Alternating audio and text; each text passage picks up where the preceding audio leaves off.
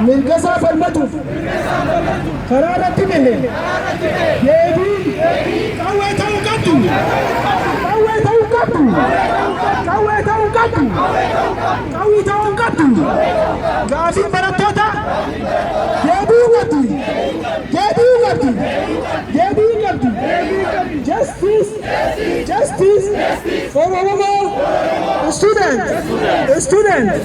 justice justice for Oromo political prisoners free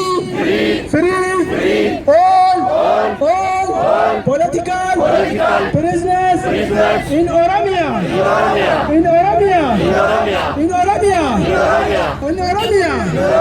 stop killing Oromo students gaafii barattoota gaafii teenya gaafii barattoota gaafii teenya gaafii barattoota Oromoo gaafii teenya ajjechaa fi hidhaan boodatti nu deebistu gabrummaan nuuf ga'a bilisummaa barbaanna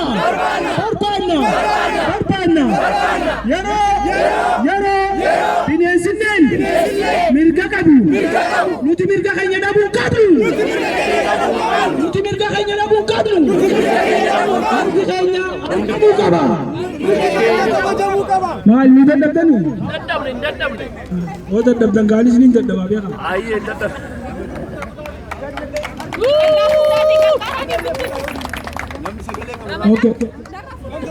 Okay, hutu caaltu dhagaya warroon as jirtan kaasbaaniif dhufnee dhaabbachuu fi miti koottaa ayseenaan iyya keessan dhageessisaa iyya dabarsaa.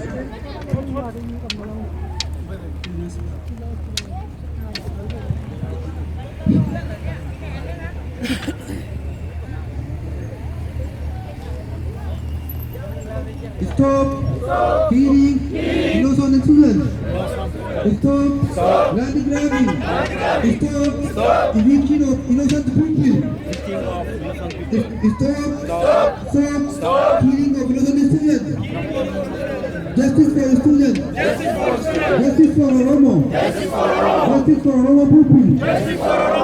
Justice for Oromo people. Stop master killer. Stop master killer.